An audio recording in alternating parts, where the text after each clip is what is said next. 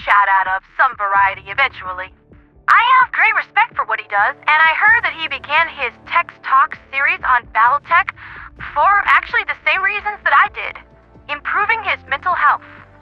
It's just that I'm more adorable with my execution, and I'm probably better armed. Yeah, I know all about the battle mechs, stoppy robots, chick stick jai robots, dude. They're very impressive. A rail cannon strike is still going to blast the best inner sphere engineering out of existence the moment I throw the beacon. I stand by what I said. Fight me. Oh wait, you can't. I'm behind a screen. Joking aside, love what you do, Tex, and I'm a big fan. I'm also a big fan of the Hired Steel series, which is probably the closest to a Battletech movie that we're ever going to get, because the Ministry of Prosperity has too many super credits and not enough of a clue by half. It's too full of angry, bitter old men who believe that movies don't entertain anymore. Ugh. Anyway, news from the Galactic Sphere. Zzaniah...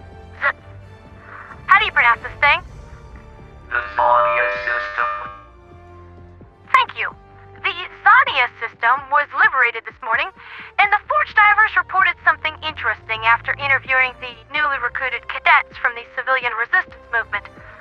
According to them, the automatons were going out of their way to avoid civilian casualties and not harm non-combatants.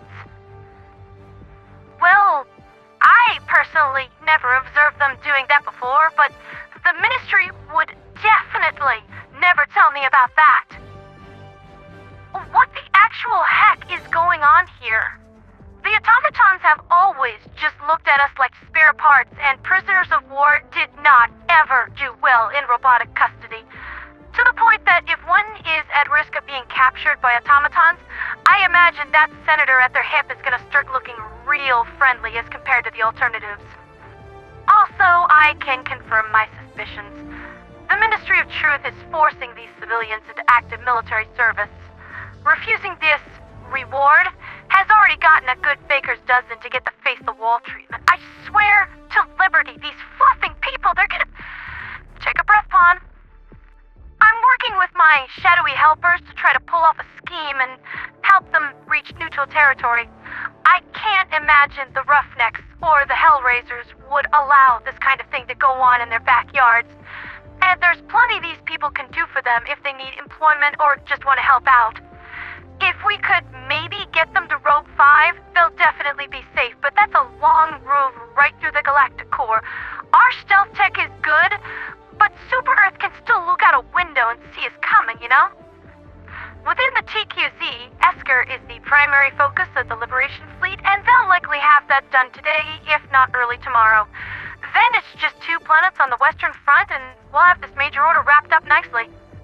Speaking of which, Decay is due to arrive at Mintoria in a little over 12 hours, and will likely engage either Eagle Storm or Orbital Blockade, depending on donation amounts. Either one is going to help out with getting Operation Crop Dust done in time. With 2.5 planets to finish up in 2 days, we are really racing the clock here, and every second counts. That's been Liberty's latest with me, Ponderatheradioangel. I'll be floating about today, lending a helping paw where and when needed, but I'm also working in this other project on the side that might make my job a little bit easier. I don't have access to the Ministry of Truth Statistical Analysis Suite anymore, seeing as how they changed the passwords, but I did manage to steal a whole bunch of wrecked automaton sentience drives that nobody wanted anymore, so I'm trying to get one of them working for me, bullet holes or not. I mean, is connecting an automaton sentience to the Bringer of Mercy a bad idea? Yeah, probably. But it could be awesome, and that is worth the risk.